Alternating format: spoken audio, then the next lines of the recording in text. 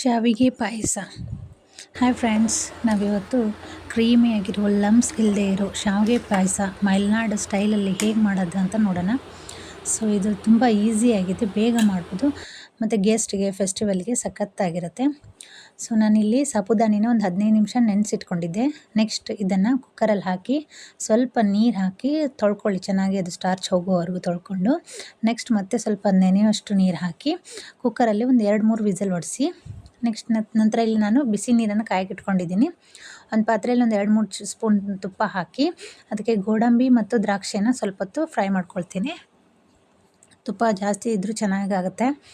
ಒಂದು 3-4 ಸ್ಪೂನಷ್ಟು ತುಪ್ಪನ ಯೂಸ್ ಮಾಡಿದ್ದೀನಿ. ಸೊ ಅದೇ ತುಪ್ಪದಲ್ಲಿ ಈಗ ಒಂದು ಕಪ್ಪಷ್ಟು ಶಾವಿಗೆ ತೊಗೊಂಡಿದ್ದೀನಿ. ಶಾವಿಗೆ ಜಾಸ್ತಿ ಹಾಕಬೇಡಿ, ಯಾಕಂದರೆ ಗಟ್ಟಿ ಆಗ್ತಾ ಬರುತ್ತೆ ಅದು ಆರಿದ ಮೇಲೆ.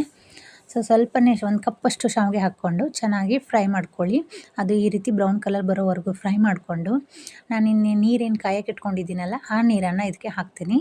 ಎಷ್ಟು ಅಂದರೆ ಶಾವಿಗೆ ನೆನಿಬೇಕು, ಶಾವಿಗೆ ಕುದಿಯೋಕ್ಕೆ ಎಷ್ಟು ಬೇಕೋ ಅಷ್ಟೇ ನೀರು ಹಾಕ್ಕೊಳ್ಳಿ, ಜಾಸ್ತಿ ನೀರು ಹಾಕ್ಕೋಬೇಡಿ, ಯಾಕಂದರೆ ಇದಕ್ಕೆ ಹಾಲು ಹಾಕಬೇಕಲ್ಲ. ನೆಕ್ಸ್ಟು ಅದಕ್ಕೆ ಸ್ವಲ್ಪನೇ ನೀರು ಹಾಕ್ಕೊಂಡು ಶಾವಿಗೆ ಎಲ್ಲ ಚೆನ್ನಾಗಿ ನೀರಲ್ಲಿ ಕುದಿಬೇಕು. ಸೊ ಈ ರೀತಿ ಕುದ್ದ ಮೇಲೆ ಈಗ 1 ಕಪ್ ಶಾವಿಗೆ ಒಂದು 3/4 ಕಪ್ಪಷ್ಟು ನಾನು ಸಕ್ಕರೆನ ಹಾಕಿದ್ದೀನಿ. ನಿಮಗೆ ಸ್ವಲ್ಪ ಸ್ವೀಟ್ ಜಾಸ್ತಿ ಬೇಕಂದರೆ ನೀವು ಲಾಸ್ಟಿಗೆ ನೋಡ್ಕೊಂಡು ಹಾಕ್ಕೋಬೋದು ಮತ್ತೆ. ಸೊ ಈಗ ಸಕ್ಕರೆ ಎಲ್ಲ ಕರಗಿದ ಮೇಲೆ ಹಾಲು ಹಾಕಿ. ಬಿಸಿ ಹಾಲು ಹಾಕ್ಲಿಕ್ಕೆ ಹೋಗಬೇಡಿ, ಯಾಕಂದರೆ ಆ ಬಿಸಿ ಹಾಲು ಹಾಕಿದ ತಕ್ಷಣ ಅದು ಹಾಲು ಮತ್ತು ಶಾವಿಗೆ ಸಪ್ರೇಟ್ ಆಗಿಬಿಡುತ್ತೆ, ಒಂಥರ ಒಡಕ್ಕೆ ಕಣ್ಣಂಗೆ ಕಾಣುತ್ತೆ. ಸೊ ಈಗ ತಣ್ಣಗಿರೋ ಹಾಲನ್ನು ಸೇರಿಸ್ಕೊಳ್ಳಿ. ಹಾಲು ಸೇರಿದ ಮೇಲೆ ಸ್ವಲ್ಪ ಹೊತ್ತು ಕುದಿಸಿದ ಮೇಲೆ, ಸೊ ಇಲ್ಲಿ ನೋಡಿ ಸಾಬುದಾನಿ ಹೇಗೆ ಕುದ್ದಿದೆ, ಹೇಗೆ ಟ್ರಾನ್ಸ್ಪರೆಂಟ್ ಆಗಿದೆ, ಈ ರೀತಿ ಕುದಿಸ್ಬೇಕು. ನೆಕ್ಸ್ಟ್ ಆ ಸಾಬುದಾನಿನ ಆ ಪಾಯಸಕ್ಕೆ ಮಿಕ್ಸ್ ಮಾಡ್ಕೊಳ್ಳಿ. ಸಣ್ಣ ಉರಿ ಇಟ್ಕೊಂಡೇ ಎಲ್ಲನೂ ಮಾಡ್ಕೊಳ್ಳಿ. ಸೊ ಸಾಬುದಾನಿನ ಮಿಕ್ಸ್ ಮಾಡಿಕೊಂಡು ಸ್ವಲ್ಪ ಹೊತ್ತು ಕುದಿಯೋಕ್ಕೆ ಬಿಡಿ. ಸೊ ಸಕ್ಕರೆನೂ ಕರಗಿದೆ, ಸಾಬುದಾನಿನೂ ಹಾಕಿ ಆಗಿದೆ.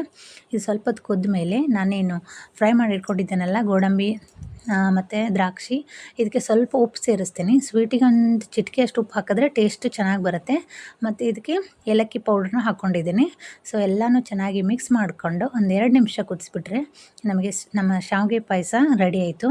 ಸೊ ಯಾರಾದ್ರು ಗೆಸ್ಟ್ ಬಂದಾಗ ಅರ್ಜೆಂಟಲ್ಲಿ ಮಾಡಲಿಕ್ಕೆ ಸಖತ್ತಾಗಿರುತ್ತೆ. ಟ್ರೈ ಮಾಡಿ. ಇಷ್ಟ ಆದರೆ ಲೈಕ್ ಮತ್ತು ಶೇರ್ ಮಾಡಿ.